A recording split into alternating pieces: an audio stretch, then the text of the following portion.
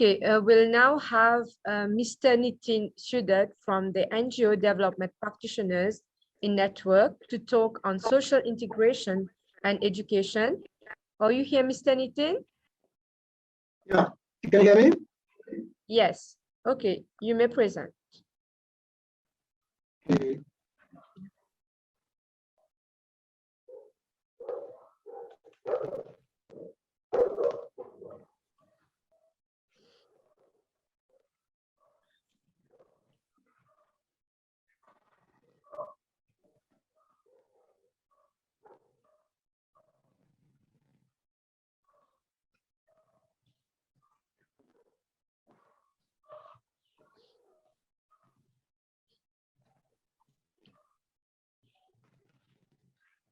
Yes.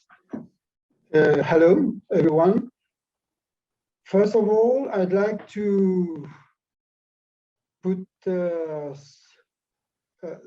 things very much clear concerning the title itself, that is social integration and education.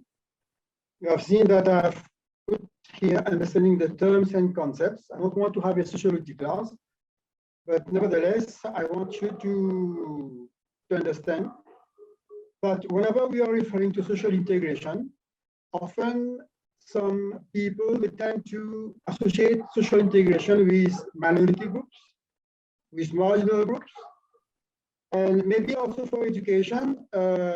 Some people tend to refer to education as something that is inborn. That is, we are born educated. Unfortunately, we are all born perfect idiots, and we get educated through time.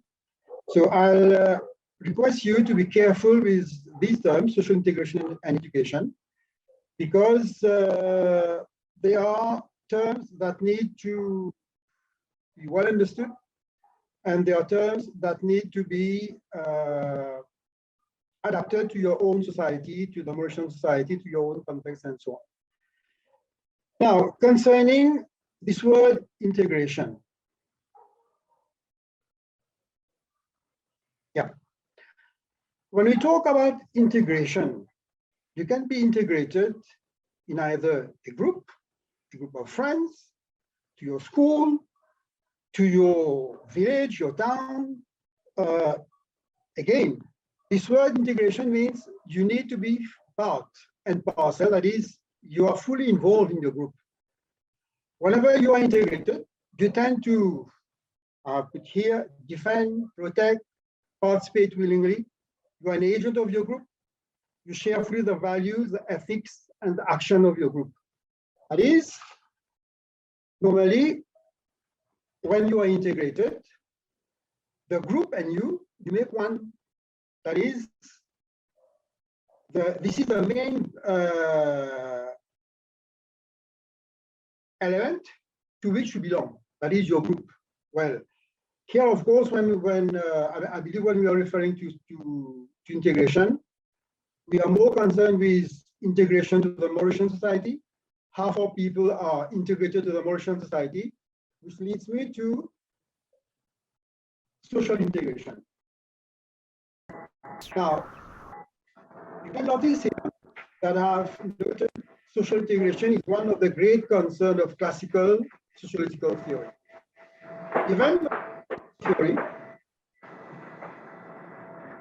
Even modern sociological theory, they are quite amazed about this term social integration. Well, you have various elements of society which tends to hold together. They integrate with each other. They have common social, economic, and political relationships. Now, what do we have to say about this?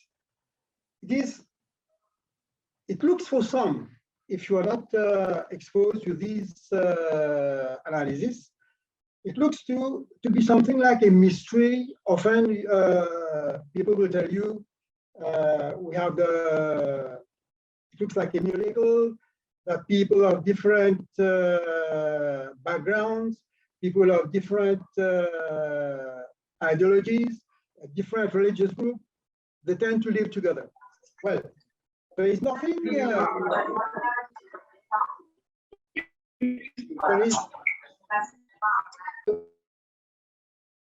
There is nothing really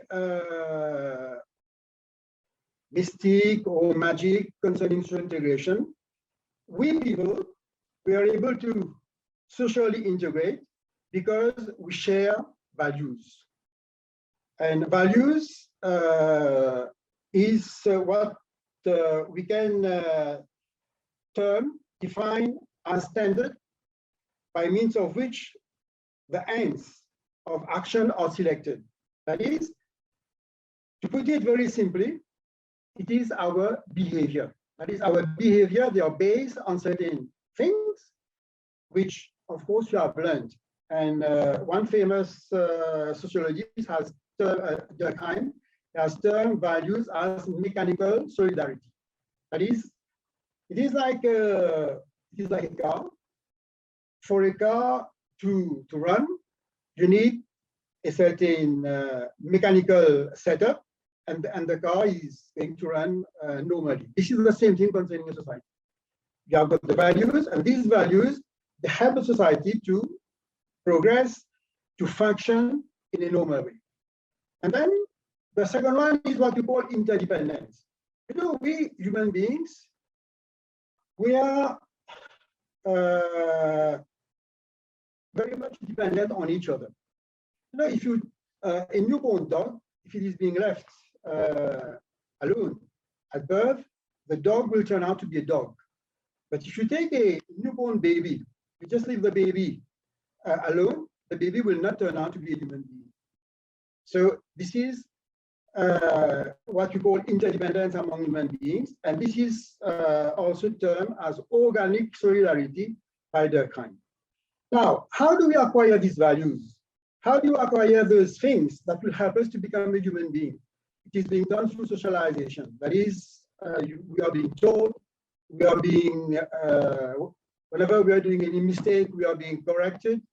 And the term socialization means that we are being taught whatever values, whatever things are important for us to make us a human being.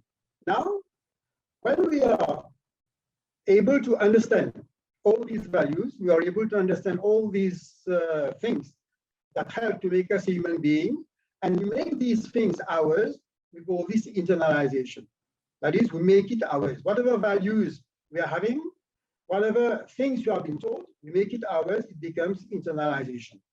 So there is no mystery concerning how people, that's why I did tell you at the very beginning, be careful, we are all socially integrated. It is not only the affair of marginal groups, whatever, you know, mainly in French and in Creole in Mauritius. The moment we are going to talk about intégration sociale, it looks like as if this is the concern of marginal groups, the concern of minority groups. This is not the case. We are all socially integrated. We are all subject to this term social integration. Don't make as if when you're going to work out things on social integration, that as if you are working in the best interest of people who are not economically well set up or whatever it is. So this is what I refer as how it is possible to have social integration. No mystery, no magic. It is something quite natural in human society. Now, whenever we talk about social integration, I did tell you some time back that it is something which is, it looks as if quite legitimate, as if quite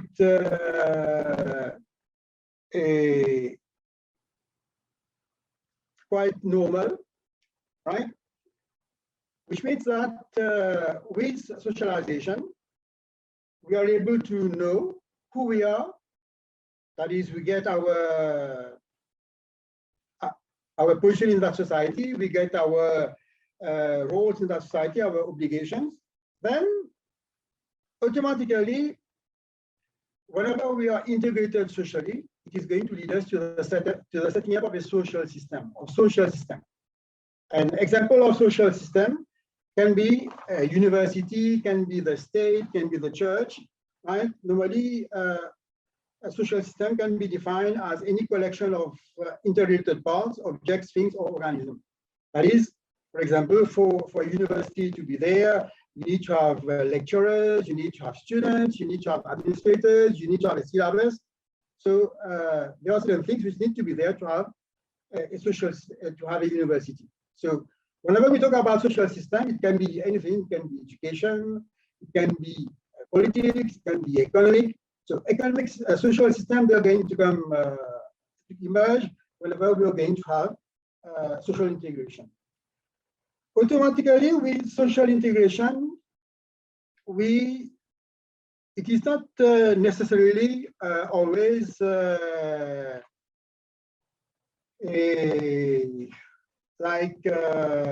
something which runs out smoothly. With social integration, we are going to face also what is known as social conflict. Now, why do we have social conflict? Normally, if people are fully integrated, if people are part and parcel of the society, if they share the values of the society, there should not be any conflict, because people are understanding why they are being asked, why they are being told these things, why they are being asked to behave in some particular way. Normally, unfortunately, in any society, we have to face social conflict. Why do we have social conflict? It is mainly due to miscomprehension. That is, people, they can't really understand. Society is very dynamic. Society keeps on changing.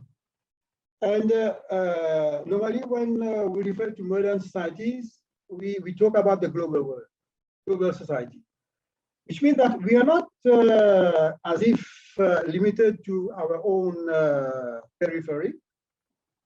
In Mauritius, we should not be concerned only about Mauritius. We should be concerned about all those international organizations. We should be concerned about our bilateral relations, our international relations, whatever it is, which means that we at times, we need to operate, we need to progress in line with international values. This is also very important. At times, these values, they are not understood, and this leads to conflict. There is failure to understand and compare to the values. Some values, maybe they emerge from one particular group, and the other groups, well, it can be religious groups, it can be economic groups, it can be in terms of international background. People fail to understand these values, or they tend to resist to these values. Or also, people are unable to keep pace and understand social developments.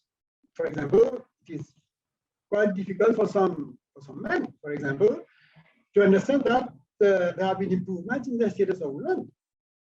So in this particular, we have numerous cases of the aggression of women and so on.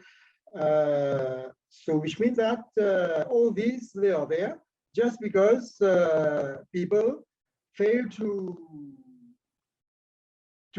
internalize, to make theirs these things. Well, I'd like, even if it is not directly related to what we are discussing today, come to culture and civilization. I like these two short definitions of culture and civilization. And I believe that they are very much associated to our discussion today. Culture is what we are. Often there has been that question, do we have a Mauritian culture? People talk about, I don't know, British culture, French culture, Indian culture, whatever it is, and they cannot understand what is the Mauritian culture. If we are living in a society, if we have got our own ways and means of doing things, it means that we have got our own values, we have got our own ways of life, there is no doubt about the existence of emotion culture. So whatever you see around you, whatever you find around you, this is termed as the emotion culture. Right? Now, similarly, civilization is what we have. You know, at times we are being told that some societies, they are more civilized than others. And it is mainly because they have got things that others do not have. They have got maybe ways of doing things that others are not having. For example, in some societies, because women are being treated as inferior being, well, automatically we are going to term some societies as being less civilized than others. Well, this is what I wanted to tell you concerning the part with integration, social integration. And remember, we talk about the social system and the existence of conflict. But however, we need also to recognize that some society, they tend to exist, even if you have got main disagreement over their values. And normally people, well, it is argued that people accept values pragmatically rather than normatively. Now coming to education. Well, I try to find one very simple word about simple Latin word, educare, which means to bring up. And if we want to elaborate on the definition of education, well, we can have a numerous definition. I don't want to copy the existing definition. I just jot down some main axes. For example, education means the acquisition of knowledge or experience. It is the development of habits, attitudes, skills. I stress on these terms: knowledge, experience, habits, attitude, skills. Education helps to lead a full and worthwhile life. That is, if someone is not having, let's call it basic education, we cannot say that that person will be able to live a full and worthwhile life. Of course, the degree of full or worthwhile life, it depends on people. Education is the emancipation from ignorance. I did tell you earlier that all human beings, they are born perfect idiots. And to move from ignorance to become emancipated human beings, we need education. Education is shaped, developed, trained. And remember that when we talk about education, we have got two types of education. There is formal and informal education. Normally, formal education is being given by institutions like schools and so on, whereas informal, you get it from friends, from your family, and so on. Now, there's one point that you need to note down, is that school does not only shape, develop, train, it also modify, right? It also modify, and I'll come back later to this modification of behavior. But you need to understand also, it is like in football teams, you have got trainers and selectors. School is a trainer, and it is also a social selector. That is, we need people for the different jobs, we need people for the different activities. School helped our design. Now, modifying behavior, I've noted down here from instinctive behavior to human behavior. You know, normally, we human beings, we are doted with instincts, and we tend to react with our instincts. But you need to understand that not all instinctive reaction is accepted by society.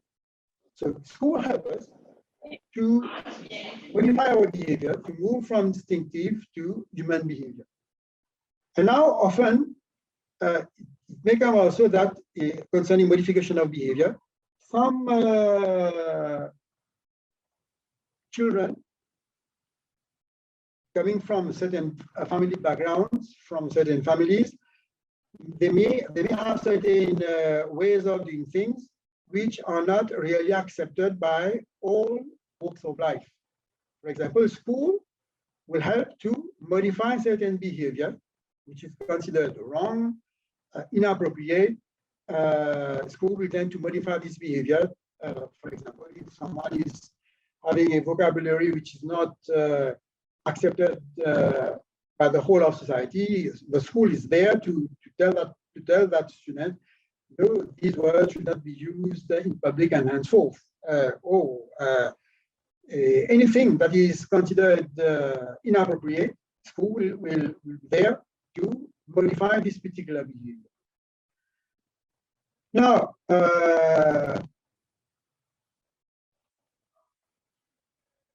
I have noted down here some two definitions of education given by some early sociologists. The first one is life is education and education is life. And which means that if you want to live, you need to be educated. And if you want to be educated, you need to be living. And all this is necessary for our social integration. If we are not educated, be it only primary education, be it only knowledge acquired within the family, no education, we cannot be integrated in society. Well, I did tell you earlier that socialization is that form of education which helps people to integrate society. Now,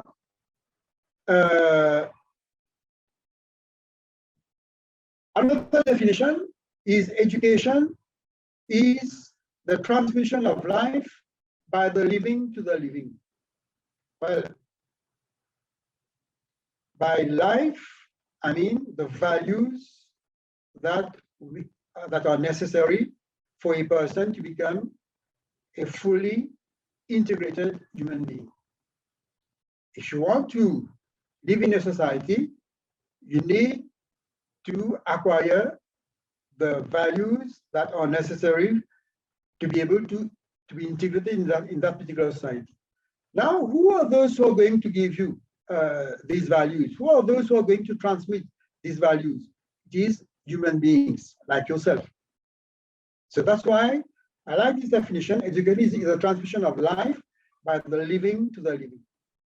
Well, I can, as if summarize by saying that no education, no society, no society, no education, and no society, no human being. Well, earlier I did tell you that we have got two types of education, formal and informal education. Now, there's one thing that you need to understand about education. It is not only as if 5 years primary education, 5 years secondary education, 3 years of university, and it's over. Education is a lifelong process. Education starts at birth or even before birth. Some doctors will tell you that even before birth, the preborn baby is having is acquiring some experiences, acquiring some learning, right? Often, I like to take a very simple example. Often you'll hear people saying that the newborn babies, they sleep all day and they tend to play only at night. The answer is very simple. When the baby was within his or her mother, the baby was living in a dark environment. That's why when they are born, they can't face light. They keep on keeping their eyes closed. If you want them To open the eyes, you just have to close the curtains, and the baby is going to open his eyes. Well, I've been telling you it starts at birth, it ends at death. If you are going to ask me what happens when we are dying, I can tell you. I never experienced dying. I've been reading about. So what is that? The sensation you're going to have when you're going to die? Well, you're going to learn it only when you're going to die. So understand that education is a lifelong process. Education, whatever you're going to be taught is going to progress, is going to vary from one point to another point. For example, we need even to educate all people because they're going to face certain situations which they never faced before. So you have to, there's an education to be made in terms of all people. Well, not because they are nearing death that you are going to that they don't need any more education. So at all stages of our life, we need to be educated. Now, coming to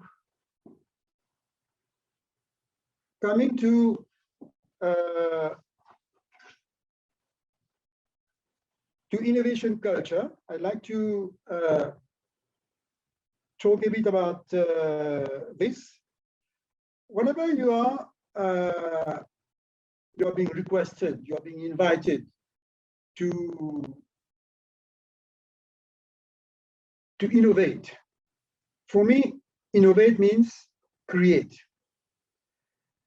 That is bringing into life what we do not have right now. For example, when you're going to work out a project on social integration and education, well, you are not going to copy from books, copy from the internet, or even use whatever I've been saying here. Whatever I've been saying here, they are just teasers, just giving you the opportunity to reflect on these things. Now it is up to you to create, to come with new information. But to be able to come with new information, it was necessary for you to have background information. This background information is what I term as education. Education, that is information that you, knowledge that you have been able to gather, will help you to create. Now, to be able to get this background information, you need to be educated, of course. That is, by being educated, what do I understand? I understand that you know who you are. You understand clearly who you are, right? Not only you know that you're a boy or a girl or a Mauritian, but you know all aspects of yourself, and you know your society. Because don't forget, human beings cannot exist without society. And in your case, initially it is going to be the Mauritian society. If you want to go further, it is going to be, I don't know, African society, the world society, and so on. But to be educated means that you know yourself and you know your society. Only if you know yourself and you know your society that you can create. And to be integrated now, that is, whenever you know your society, whenever you know yourself, automatically there is that feeling to protect your society, to care for your society. That feeling, that willingness to want it to progress, right?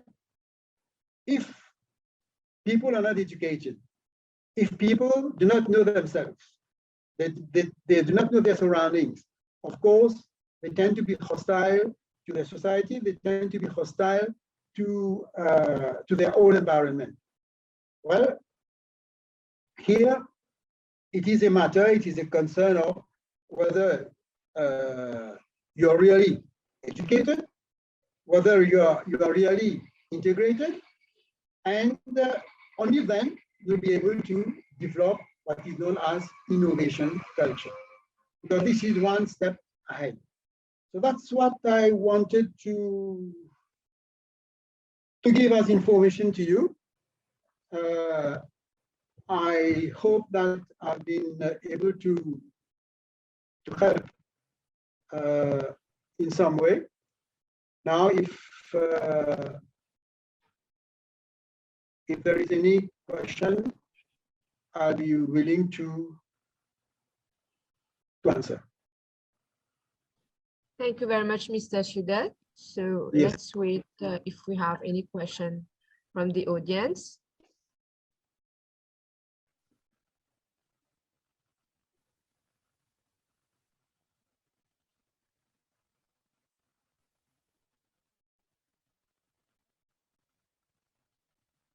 Any questions, please?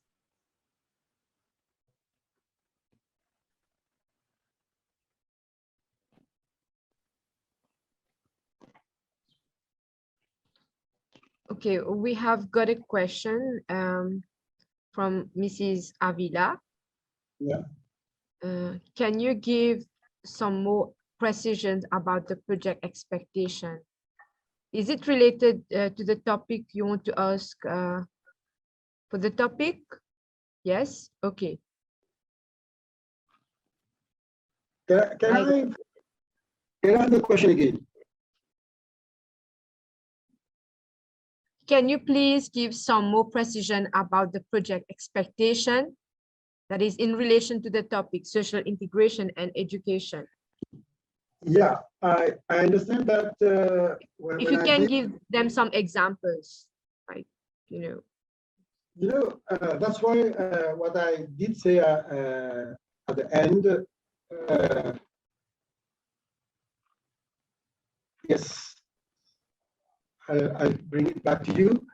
That is, whenever we are talking about innovation culture, automatically you're expected to come with ideas how we can. We have been living some unfortunate situation just recently, and when we look at these things, we have a tendency as if to say that some people, they are integrated, others are not integrated. So I believe that there is some reflection to be made on this aspect. I did tell you just now that to be educated, right, means to know yourself and know your society. Well, if in Mauritius, some people are still questioning the fact, do we have a Mauritian culture or not? If they can't understand that the Mauritian culture exists by itself, I did tell you that whatever you see around you, not because people are being dressed in some different ways, people are using some different ways to worship God and so on, that the Mauritian culture cannot exist. So I believe your reflection should be in this particular direction. Try to come with information, try to come with suggestions, how we can help each and everyone to be fully integrated in the Mauritian society. What type of background information they need to have, what type of training they need to have, how maybe we have to review our education system so that people are fully integrated. And this is the objective. The objective of the project, I believe, is to have a better Mauritian society, to have a better world, right? And reflection should be in this particular direction. It looks as if abstract to say social integration and education. It is not abstract. That's why I've been telling you, you cannot copy from books, you cannot copy from the internet, or even just take the points I've raised and use it as background information. There's something else that you need to do. So it needs to be at your individual level, at your own level. Was that clear? Thank you. Thank you very much, Mr. Sewduth. I think it's well understood by Mrs. Avila.